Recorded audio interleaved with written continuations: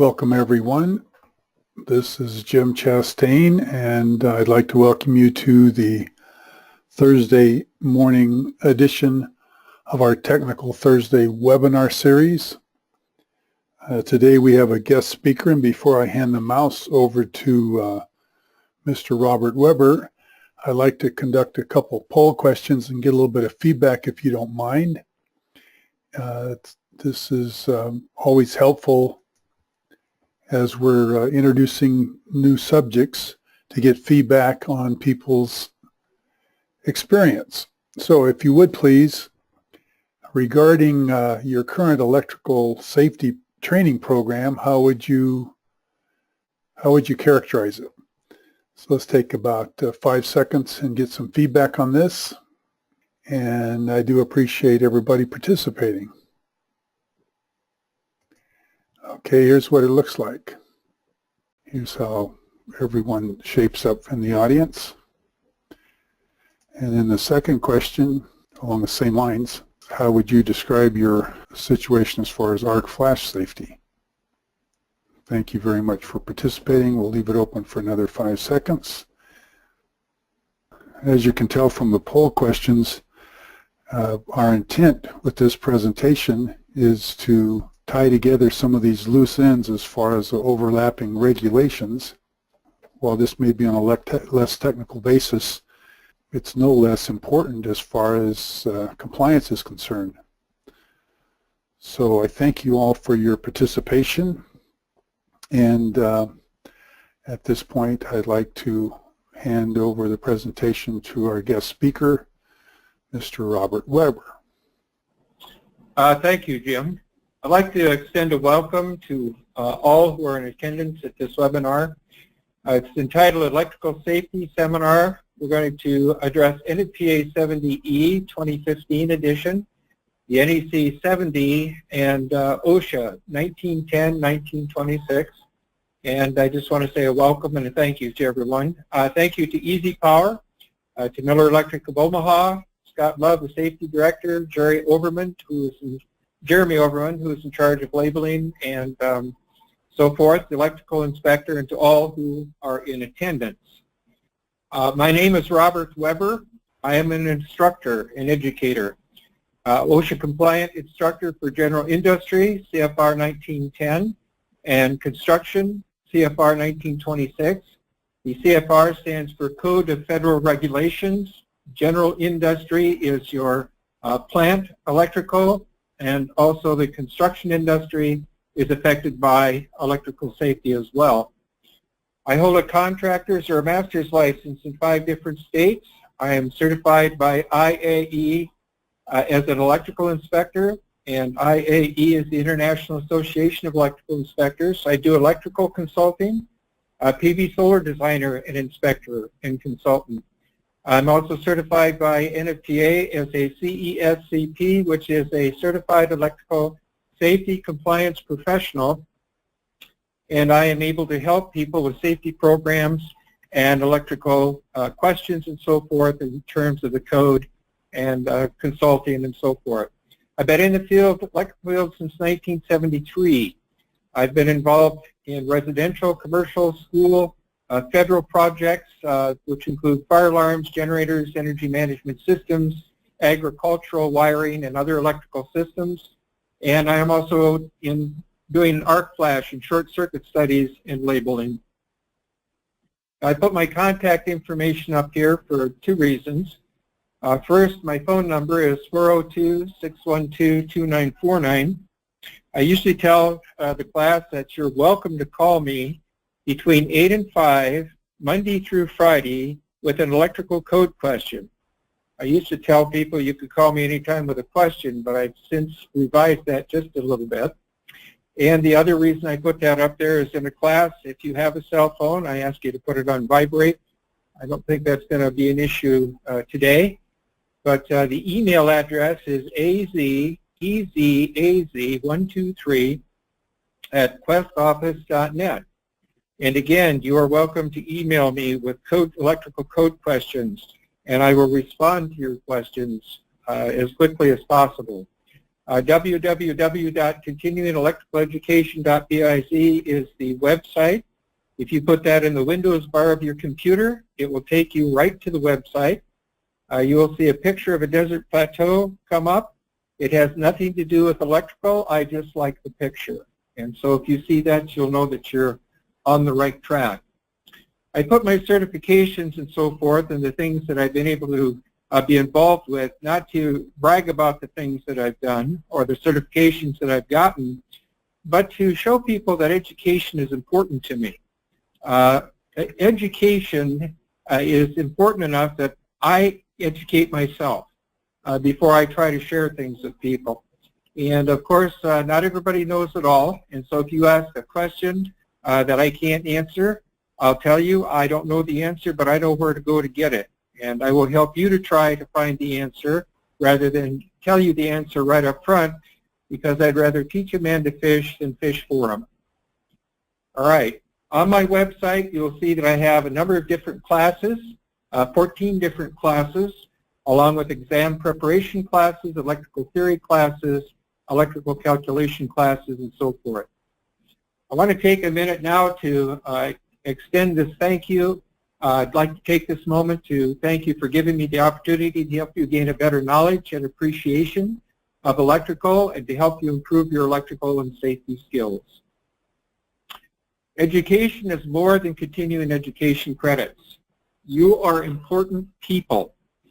You are the lifeblood of the world. So what do I mean by that? Well, think about this for just a moment. What if electricity quit tomorrow? I mean all electricity. Batteries are dead.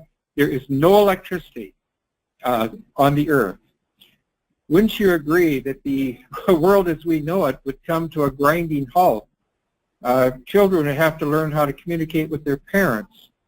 People would have to learn to talk to one another without a cell phone. So electrical people are very, very important. They're the lifeblood of the world.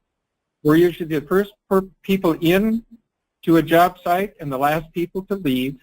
And if you think about it, out of the 8 billion people approximately in the world today, very, very few of us take care of the electrical and provide jobs for people.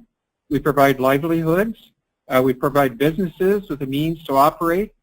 What I usually tell my classes is, you think about it, you can be the most powerful ruler in the world.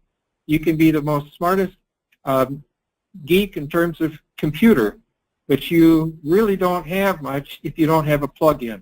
Isn't that correct? And so I say that to say to you guys, you're important people, and don't let anybody tell you any different. Take pride in your work.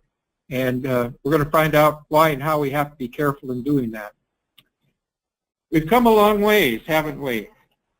Can any of you imagine holding your little girl up to throw an ice switch in a situation like this, let alone be the people standing in the background? Now, we all kind of smile at that, but that hasn't been that long ago. We've only learned recently, in the last decades, that electricity is a dangerous form of energy. And so we need to address it properly. I like to teach safety from the principle of safety. Laws are based on principles, and laws can change, can't they? But principles do not change. Some things may work, but you really shouldn't be doing certain things, and that's why we have codes and rules and regulations, as we're going to find out. We're going to be talking about the NEC, the National Electrical Code. That is an NFPA document, National Fire Protection Association, and it's document number 70. NFPA 70E is an NFPA document, and it is NFPA document 70E, Standard for Electrical Safety in the Workplace, and then there is OSHA, Occupational Safety and Health Act. And so we're going to see how all of these kind of tie together. And you look at this 3 different standards, and with OSHA you got 1910 and 1926, and you might get the idea that, oh my goodness, we've got all of these different standards. How in the world are we going to stay on top of all these different codes and regulations and so forth?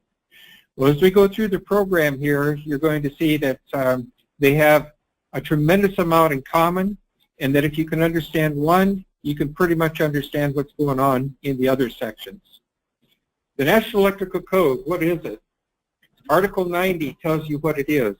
And Article 90 will tell you that it's the practical safeguarding of persons and property from the hazards arising from the use of electricity. Hazards, I thought that electricity was safe. Well, it is for the most part, but it is not completely safe, is it? Have you ever plugged into a receptacle outlet in the wall and have something short out? Have you ever turned a light switch on and have something pop, or throw the sidearm to a disconnect and have something pop? So there are dangers that are inherently involved with the electrical systems that we deal with. And the National Electrical Code teaches us or has rules and regulations on how to make installations that are safe, not necessarily how to work on them safely. It also tells us what it is not. And so Article 90 sets the stage for the National Electrical Code. Why do we need it? Well, standards for electrical safety in the workplace, NFPA 70E. It also tells us what it is in Article 90, and it tells us how to work on, examine, and maintain electrical systems, what we need to do to be safe. In Article 90, it also tells us what it is not, or what it does not cover, 90.1b. So then again, the question becomes, why do we need it?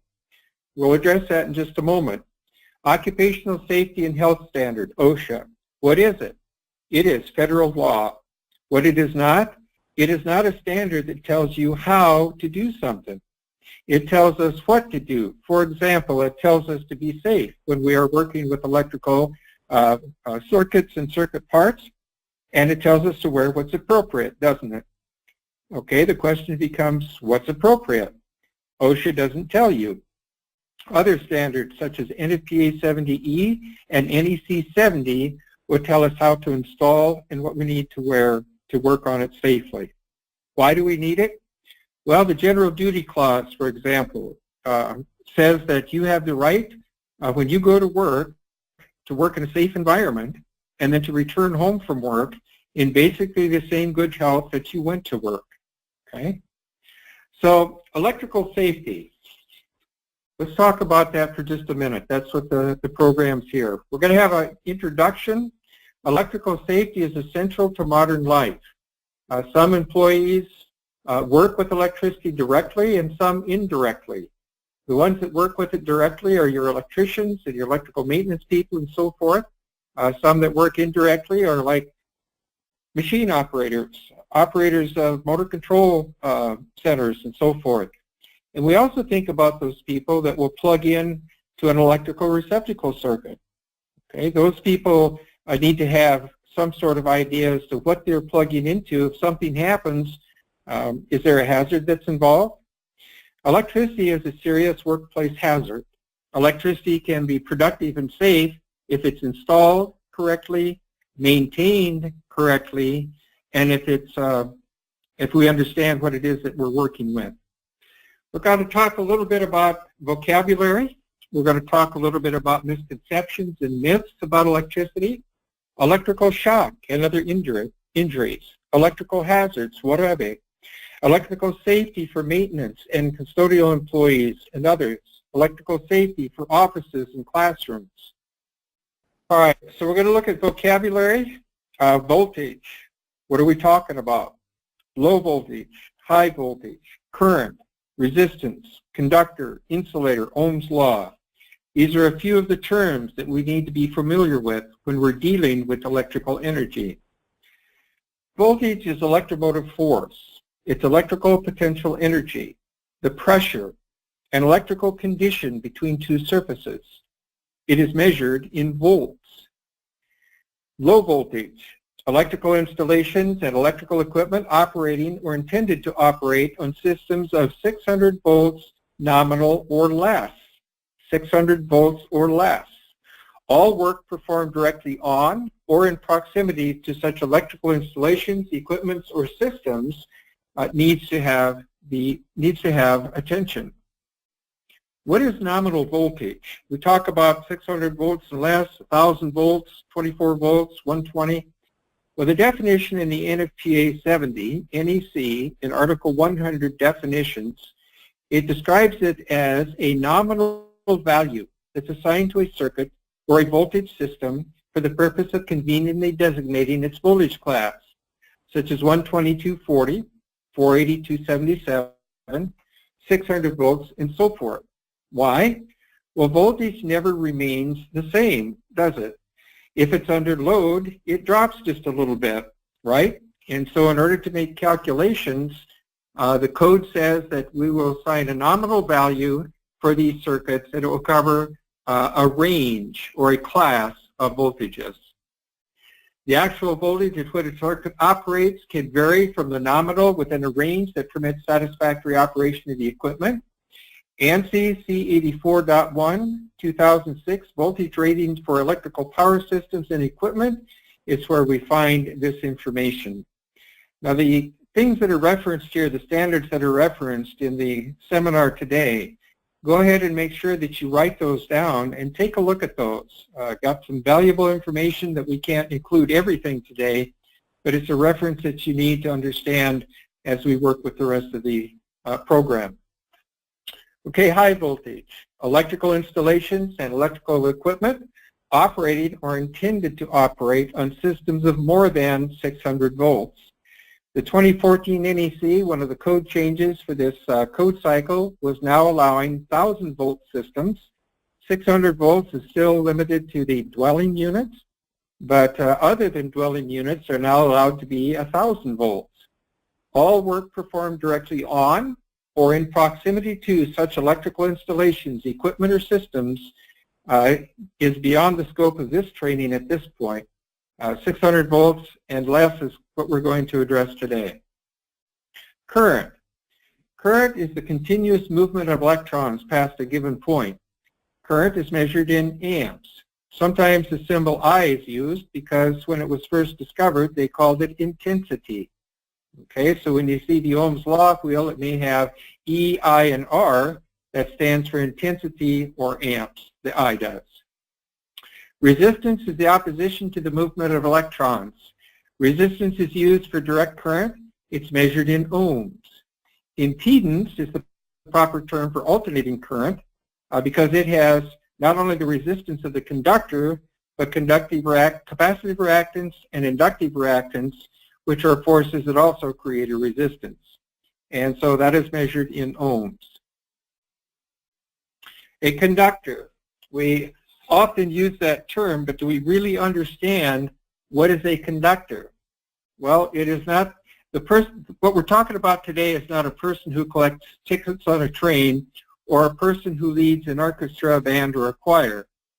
A conductor is a substance or thing that allows electricity or heat to flow by passing energy from particle to particle. Silver, copper, gold, and aluminum are good conductors of electricity. Let's think about that term for just a minute. If I were to ask you what is a conductor, you would probably say a wire, right? And you would be correct, but that is a type of conductor. Does building steel, is that a conductor? Is electrical conduit, metal conduit, is that a conductor? Yes, it is.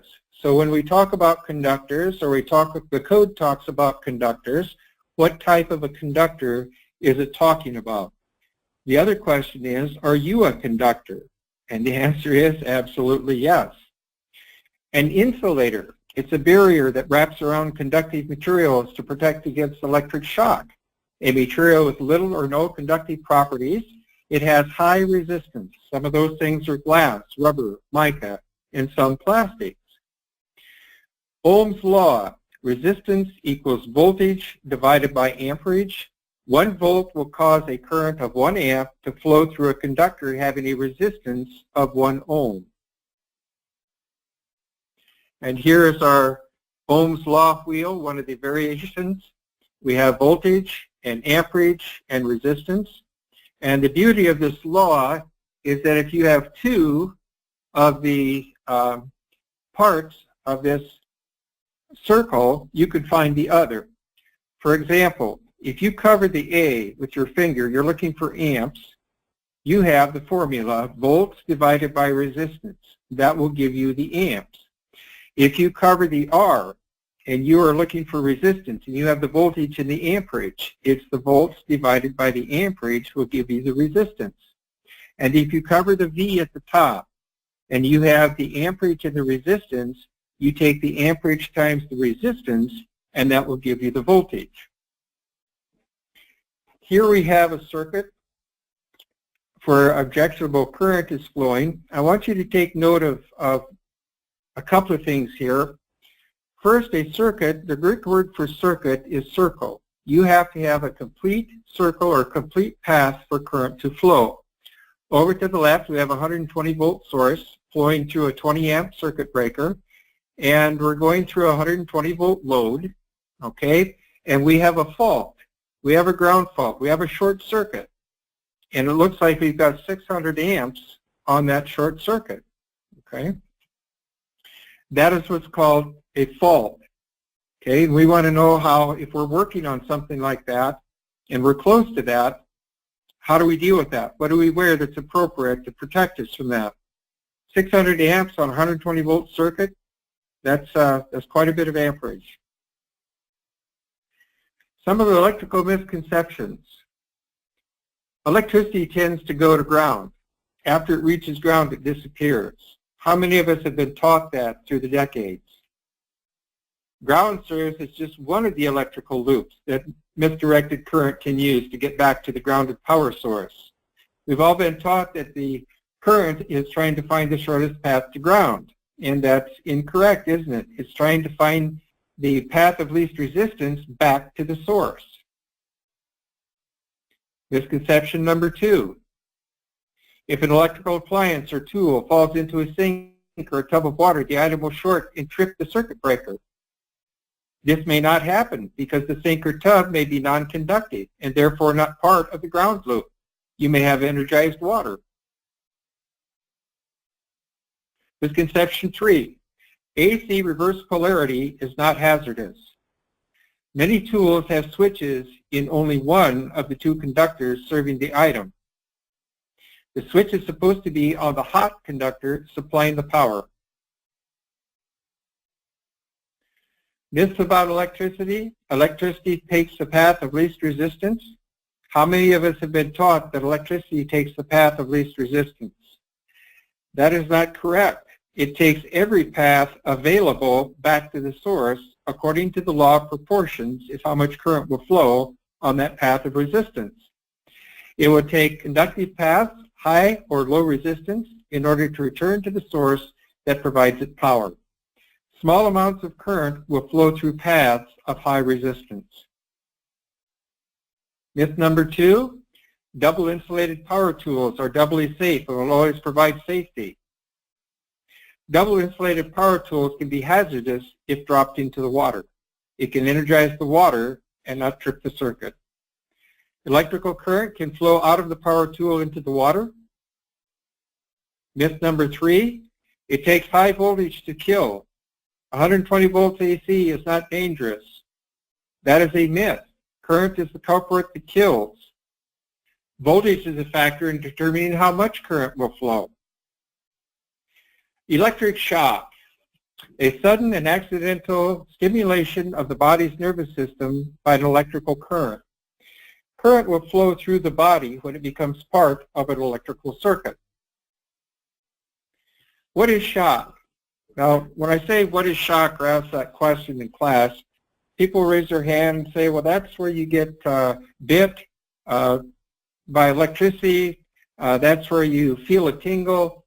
No, let's back up just a moment and let's look at the word shock. Shock is trauma forced on the body. Example, if you're hot and sweaty from playing basketball and somebody dumps cold water on you, that is shock, is it not? When someone takes a baseball bat and hits you upside the head, that is shock. These are examples of trauma forced on the body. So electrical shock is electrical trauma forced through or on the body at approximately 186,000 miles per second. Electrical current and energy is being forced through or on the body. The human body is a resistance. On average, about 1,000 ohms in general. There are variables. However, a good approximation of 1,000 ohms per person is a good to demonstrate points. Now let's use Ohm's law to demonstrate a point on electric shock. Remember the Ohm's law wheel earlier? We see that in order to find a current, we need to have the voltage of the circuit and the resistance. In this case, 1,000 ohms, the human body. And so let's take a look at what we're looking at. Let's use 120 volts for our circuit that you're going to work on. What is the level of current you're dealing with that could pass through a human body first? Well, current or intensity is voltage divided by resistance, correct? 120 volts divided by 1,000 ohms, okay, equals 0.120 amps. All right, so 0.120 amps, is that a problem? Well, 0.120 amps is 120 milliamps. What are ground fault receptacles and breakers set to trip at, do you think? 4 to 6 milliamps. Why? Because any current higher than that has the potential to cause serious damage to the human body. Yes, to your body. Here's a chart that shows some of the effects that electrical shock can have. 3 plus milliamps, we have a shock. 10 plus milliamps, muscular contractions. 30 plus milliamps, respiratory paralysis. 50 milliamps, heart paralysis can be fatal. And remember, you're at 120 milliamps on a 120 volt circuit, right? Okay, so these are some of the different effects that current can have on the body. Remember that this electrical trauma is being forced on and through your body at 186,000 miles per second. Is it just food for thought, or is it time for action? Electrical safety is vital. Education in electrical safety is vital. Questions? Have you been educated? Have you been trained? Are you qualified? If not, why not? If you need some information or training in this area, call me or email me at the addresses that I gave you earlier, and I can help you. Other injuries that can be involved are burns, falls, injuries when machinery starts suddenly. Current passing through tissue generates extreme heat, skin damage at entry and exit points. Internal tissue damage can result. Results from arcs or flashes, thermal burns from overheated wires or equipment, or it can cause fires. Falls could be initiated by a shock. Muscles contract involuntarily. Workers can lose their balance and fall off ladders or fall off platforms. Unexpected activation on machinery, shock from touching energized metal parts, pinches, you can get crushed, shear. Electrical hazards. I like to illustrate electrical hazards in this way, and maybe you can kind of follow along with it. All of us are familiar with cobras. They're very dangerous. They're very life-threatening. They are very deadly. Now, the closer you get to a cobra, the greater the risk, right, of being seriously affected. So what kind of thought process and procedure are you going to follow if you have to encounter this animal?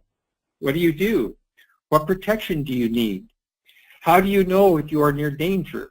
What type of training do you have or need to have? And if you cannot see or recognize the situation of danger or proximity of it, and it surprises you and you're bitten, what do you do? Even with proper training, it would be hard not to panic, right? Is it avoidable? Yes. And electrical hazards are avoidable also. Many times, electrical hazards are defined in consensus standards such as NFPA 70E. We're going to take a look at some of the electrical hazards that we've run into on a daily basis. We've mentioned a few of them, but there's bare conductors. When you see a bare conductor of the wire type, okay, what do? How do you deal with it? Is there such a thing as insulation failure, insulation on the conductors, the wire conductors, and so forth? Equipment failure. Have we maintained our equipment? NFPA 70E, the tables are going to tell us that maintenance of equipment is just as important as proper installation of the equipment. How do you maintain your electrical system? Well, manufacturer's instructions is one way. Static electricity. What is it? How does it affect us? How can that be a hazard? Heating or overheating of equipment or conductors. Electrical explosions. I guess we don't call them electrical explosions anymore. We now call them rapid disassembly. Live overhead wires are most common. Working on rooftops, repair of electrical systems, capacitors, stored energy. Anytime there's interaction with an electrical circuit or system or the operation of that equipment, hazards can be involved. Okay, on insulation failure, maybe the conductors have not been designed correctly according to NEC, which is NFPA 70. Maybe that we're putting too much heat on those conductors. What happens to the insulation rating, the breakdown of the dielectric strength of our conductors? Does moisture and humidity and ambient temperature have an effect? Absolutely. Mechanical damage? What about rodents or fungi? Rodents are one of the top 10 causes of arc flash because they're able to get through unused openings or unsealed openings that are unused, not sealing the conduits and so forth. Chemical incompatibility. Equipment failures. Older portable tools is a good example. Energized housings, broken connections, wrongly placed internal wiring, lack of a grounding pin or plug, improper installation to begin with, abuse of equipment, the greatest of which is lack of maintenance. Okay, static electricity occurs when two different materials contact and then separate. High voltage, low current. If that happens around flammable liquids, the vapors could ignite. Lightning could ignite. Okay, use of electricity results in heat because current flows through the conductor of the wire type. Through a resistance, it creates heat. It can cause fires. It burns out equipment. Electrical failure at ignition. Hot surfaces. Maybe it doesn't fail right away, but the surfaces are hot. And they get hot enough to ignite surrounding materials or surfaces. Lack of housekeeping because of this can cause electrical hazards. Electrical explosions, like I mentioned before, is now called rapid disassembly. If you have rapid overheating from overcurrents, which could be from overload, short circuits, or ground faults, okay? It could be caused by short circuits or power surges or lightning events. Heated contaminants in oil-filled breakers or transformers or other hazards that we could be exposed to. Capacitors subject to wrong polarity. Okay. Safety for maintenance and custodial employees, qualified electrical workers. Okay. NFPA 70E talks about engineered protections, safety considerations, safe practices, one of which is lockout, tagout. We have personal protective equipment, which is known by the acronym as PPE. If we're working on a panel or a breaker, when do we need to wear PPE? If we are operating a panel or a breaker, when do we need to wear PPE? Let me take just a moment and refer you to the table in NFPA 70E. And this table is going to help us to select or to determine whether we need personal protective equipment. If you have your NFPA 70E 2015 edition on page 35, I want to direct your attention to table 130.7C15A(a). Now here it talks about, this is the arc flash hazard identification table, and it's for alternating current and DC current systems. One of the ways in which NFPA 70E has tried to accommodate and make it easier to use is by reorganizing these tables so that they're more user-friendly. Now, if you look at the first column to the left under the word task, T-A-S-K, I want to direct your attention to the second task down on that table. Normal operation of a circuit breaker, switch, contactor, or starter. All right, so you go across to the middle column, it says equipment condition. All of the following. If the equipment was installed properly, if the equipment is properly maintained, all equipment doors are closed and secure, all equipment covers are in place and secure, there is no evidence of impending failure, then if you look to the right, arc flash PPE required? No. If all of this criteria has been met, you are not required to wear personal protective equipment in the normal operation of a circuit breaker, switch, contactor, or starter. However, it says the next level down, one or more of the following. The equipment is not properly installed. Okay, well, most of the time, equipment's installed properly and inspected under new conditions. But now look at the second one. The equipment is not properly maintained. It's at this point that I ask people, how many maintain their electrical systems? Maintain your electrical systems. How do you do that?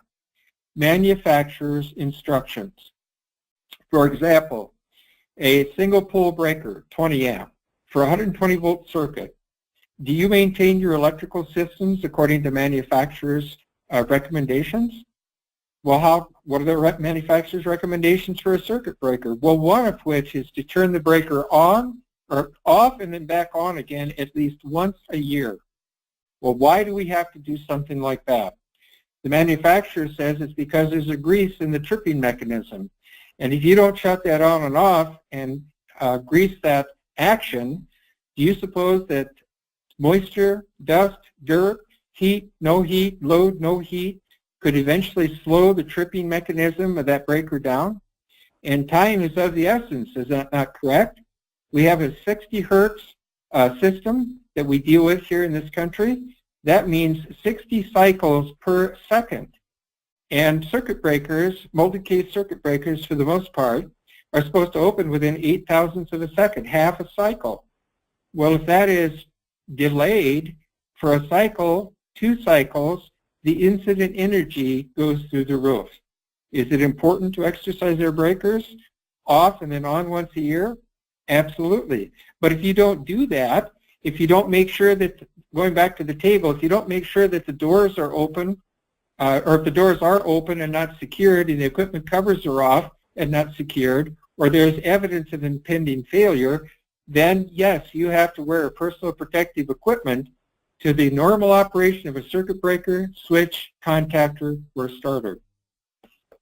This is a demonstration of how 70E addresses the interaction with electrical circuits and equipment. Okay? It talks about the safety considerations, the safe practices, lockout, tagout. Qualified electrical workers. What is a qualified person? It's a person that's designated by the district, who by reason, or the powers that are in authority, who by reason of experience or instruction has demonstrated familiarity with the operation to be performed and the hazards involved. Okay? That is a qualified worker versus a qualified person. Insulation, grounding, circuit breakers, fuses, ground fault circuit interrupters, all of these things need to be designed as they are before they are installed in order to maintain a safe and reliable electrical system.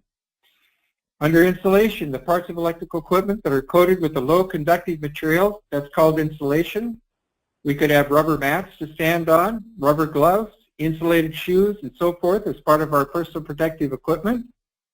Grounding protects from shock, safeguards against fire, and protects against damage to electrical equipment.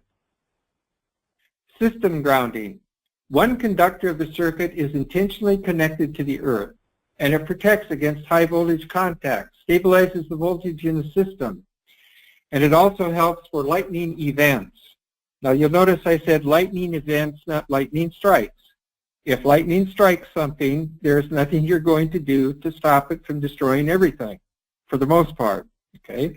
But lightning events generate voltage and current, right, on our conductors and the metal parts of our system, and that current is trying to get to the earth. It is not trying to go back to clear a fault. That is on the line side. That is winding grounding, and we tie that to the earth. Equipment is grounded by a permanent and continuous connection or bond.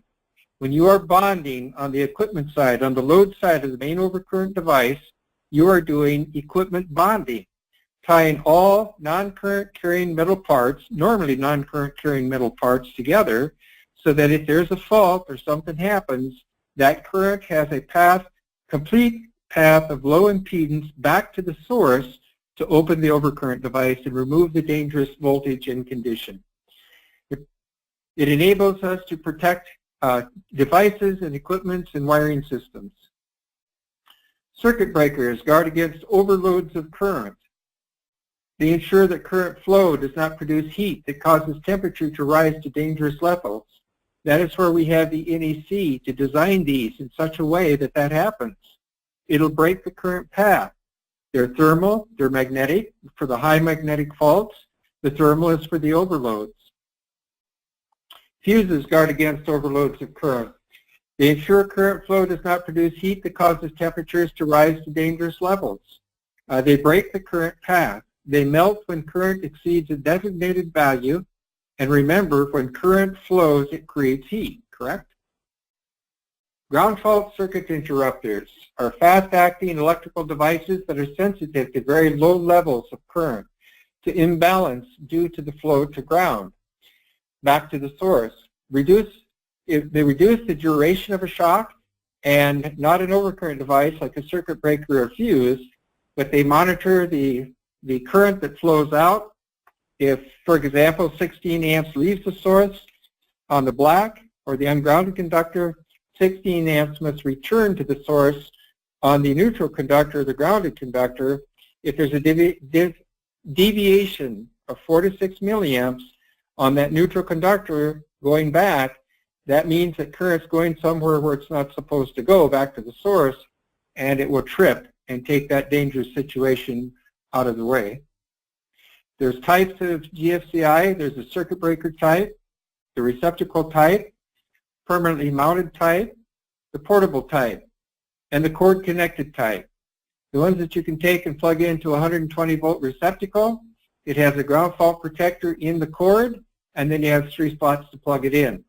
Now, if you think about that for just a moment, that's probably about $25, $30 for something like that. Very inexpensive safety insurance to use these on construction. The circuit breaker type, a direct replacement for a standard circuit breaker. It's installed in the panel board. It includes the functions of a standard circuit breaker, and it can protect an entire branch circuit with multiple outlets with ground fault protection. The receptacle type, a direct replacement for standard receptacles that you might plug into. It protects one or more receptacle outlets. They have the feed-through type. It protects additional non-GFCI type receptacles connected downstream. It is very popular because of its low cost. Once again, a safety feature for electrical hazards. The permanently mounted type are mounted in an enclosure. They're designed to be permanently wired to the supply, and they are frequently used around large commercial swimming pools or similar wet areas. The portable type are designed to plug into existing non-GFCI protected outlets. They contain one or more receptacle outlets protected by a ground fault module. They're easily transported from one location to another, and many of them are approved for outdoor use. Some are listed as rainproof. The cord-connected type consists of an attachment plug which incorporates the ground fault GFCI module. It protects the cord and any equipment attached to the cord. The plug has non-standard appearance and is equipped with test and reset buttons. Why do we have all of these different safety features and safety opportunities and safety equipment? Well, because people do dumb things, right? Now, we see the gentleman here on a ladder, aluminum ladder in water running an electric drill that's cord and plug connected. Right? We have standards and procedures, and we have NFPA 70E and NFPA 70 and OSHA because we do things like this. That's human nature. We have to have some way to say, look, that's not a good idea to do it, and we're not to be doing things that way. Some of the safety considerations that you'll find in NFPA 70E is to plan every job. What do I mean by plan every job? Well, sit down and take a few minutes and take note of what it is you're going to be doing, the types of voltages you're going to be working with, what types of equipment you're going to be needing, such as drills and ladders and things like that. Consider what could go wrong. How many of us out there consider what could go wrong when we go to do a job? Now, I've learned all of these things to pass on to you guys, and was no different than anybody else when I first started out. Okay, safety was not an issue with me. Getting the job done was. But safety needs to be an issue because it'll cost more in the long run if we don't follow safe practices and something goes wrong than it does to take the time to review our equipment, plan what we're going to do, and even educate ourselves on how to do this if necessary. Use the proper tools, procedures, drawings, and related documents. Isolate equipment from energy sources. What's another term for that? Shut it off, turn it off, and test for absence of voltage. Identify hazards that may be present. Look for bare conductors. Look for broken cords. Look for impending failure on equipment. Use your 5 senses, your eyes, your ears, your nose. Does it smell hot? Can you see that there's been burn marks or that something's gotten hot? Is there something crackling? Is this equipment old? How old is it? Let me ask you this question. Do things age as they're used? Does mechanical stress and electrical stress on equipment cause an effect to that equipment and its operation? Absolutely. And does it cause an effect on you going to operate that equipment? Absolutely. Isolate the hazards. Test every circuit, every conductor, every time before touching it. There's an old saying that we used back in Warwick, New York. I just walked on a project back there, 1.8 million square feet. And we had a super lockout, tagout program and just a tremendously good safety program for electrical, for the whole genre of different trades, the safety program. And the old adage was never trust your mother, okay? If somebody said it was shut off, don't you take that for granted. You test it. You make sure that it's shut off. And it proved very useful time and time again. Not because people were being malicious, it's just human nature.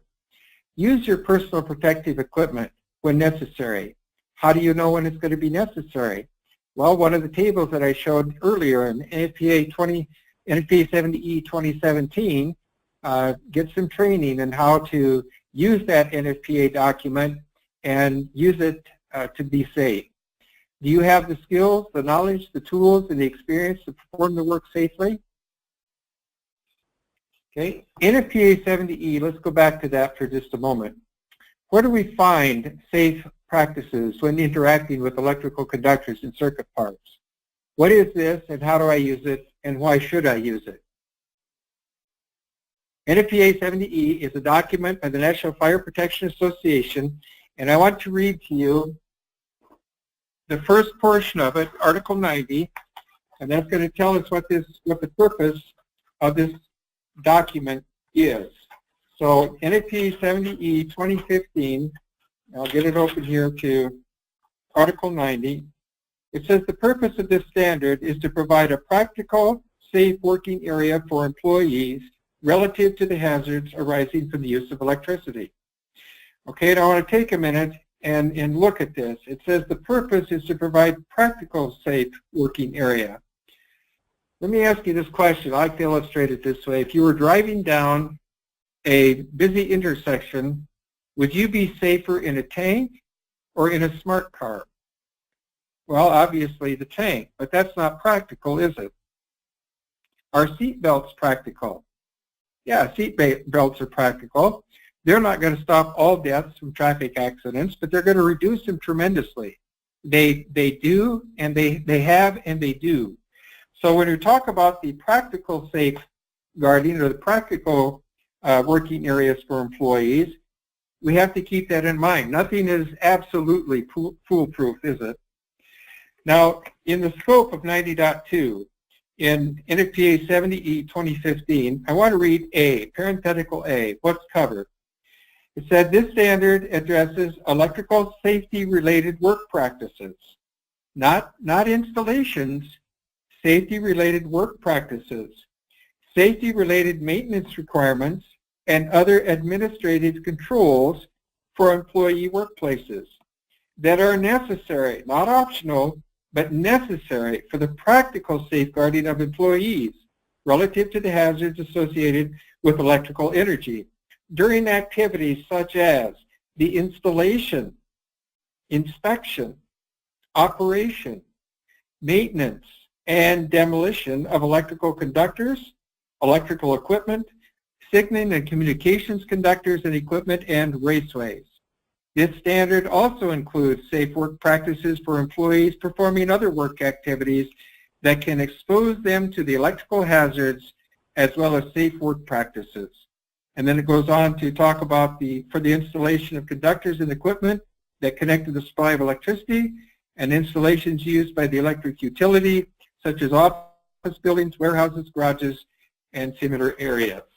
Okay? So here's a standard, a national consensus safety standard on what we need to do and what we need to wear and what we need to consider when we are working on electrical equipment. Arc flash energy and protection. Arc flash is a rapid disassembly of electrical equipment due to the arcing of electrical current through the air. This is one of the many electrical hazards. When I do 70E training, switchgear and equipment and disconnects and things like that are not the only electrical safety that we have to consider. And that's why I went through what I went through earlier on the slides. Electrical safety involves more than just large pieces of equipment in danger from arc flash. However, these do need some consideration, so let's go through a little bit. The objective is to understand what is an arc flash, why is OSHA addressing this issue, what new requirements in the NEC and the NFPA 70E are in place, what is the impact of the industry, what are the steps in performing an arc flash analysis, how do we select required protective equipment and clothing. Every day, an electrician is severely injured by an arc flash event. If you look in the back of NFPA 70E, and I'm going to turn to the Annex K, informative Annex K, and that's going to be on page 90 for those of you who have NFPA 70E 2015. It breaks it down into three major categories, or three general categories, of electrical hazards. There's electrical shock, there's arc flash and arc blast. Electrical shock, approximately 30,000 non-fatal electrical accidents occur each year. The National Safety Council estimates that about 1,000 fatalities each year are due to electrocution, more than half of them while servicing energized systems of less than 600 volts. It says that electrocution is the fourth leading cause of industrial fatalities after traffic, homicide, and construction accidents. The current required to light a 7.5 watt 120 volt lamp, if passed across the chest, is enough to cause a fatality. The most damaging paths through the body are through the lungs, the heart, and the brain.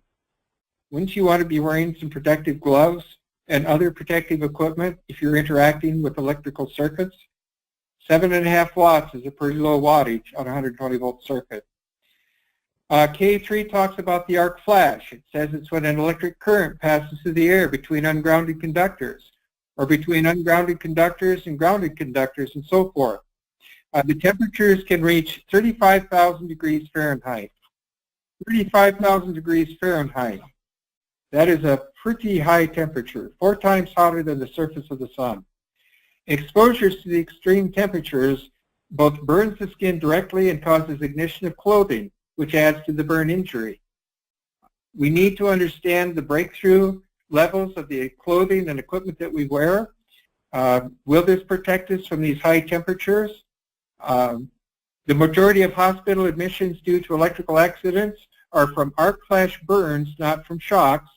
Each year, more than 2,000 people are admitted to burn centers with severe arc flash burns. Here's an interesting point. Arc flashes can and do kill at a distance of 10 feet. Okay.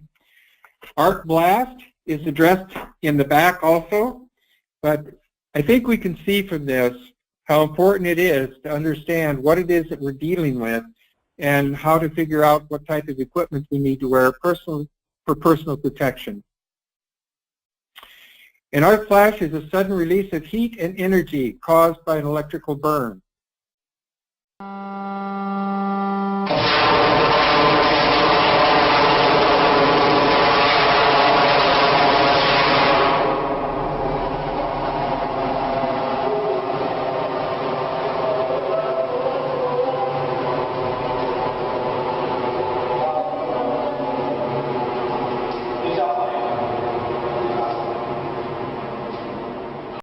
Anyway, I was talking about showing an overloaded transformer. It took about 1.5 minutes of that overload, and finally the transformer had rapid disassembly. I use that in class to show people, if you're in front of that, what kind of personal protective equipment would you wear to keep from getting burned? It's at this point I want to remind everyone that if you are calculating the type of PPE to wear, do not think that you are bulletproof, because you more than likely will get burned. But the burn will be limited to a 1.2 calorie per centimeter square, which is like a bad sunburn, and then that will be able to, it's something that you can recover from, but more than likely you will get burned. And also, in terms of arc flash, IEEE has worked on the thermal portion of it. They're still working on the blast portion of it. What happens in blast pressure and so forth? Metals can expand 67,000 times the volume of their diameter in an arc blast. Okay, you've got plasma flying at you. What about the sound, the deafening sound to eardrums? What about the flash of light? Many of you know what a stick welder is.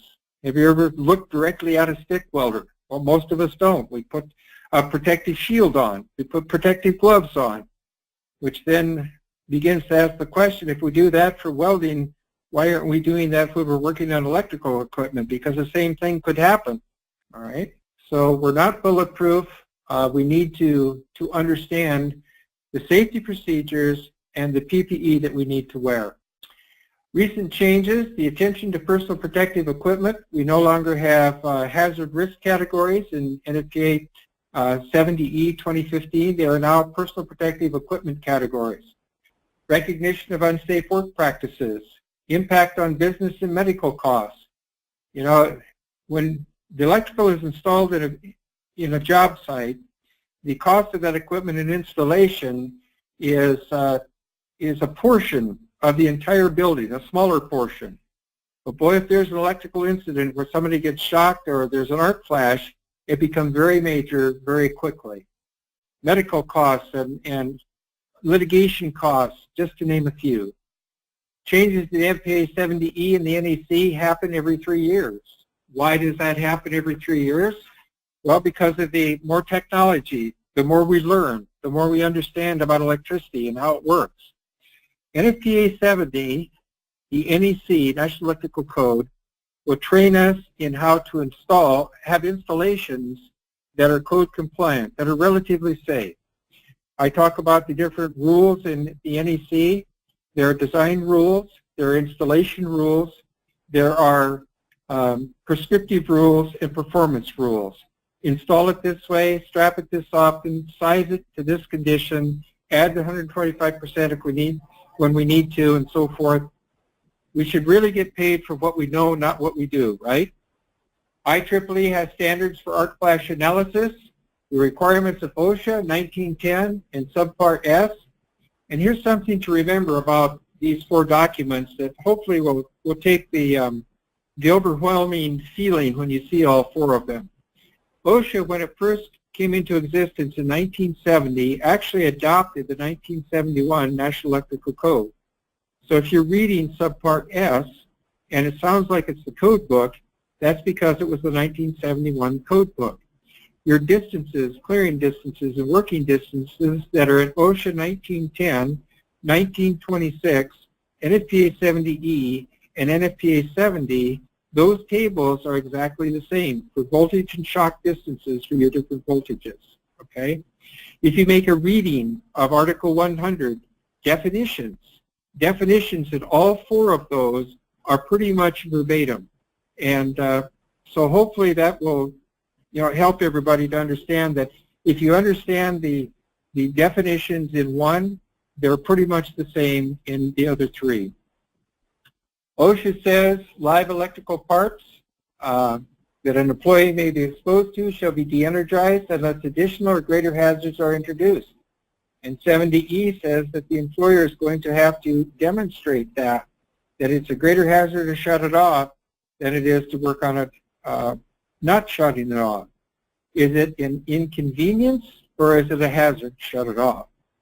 These are the references that you might want to reference in 29 Code of Federal Regulations 1910-333 and 1910-335.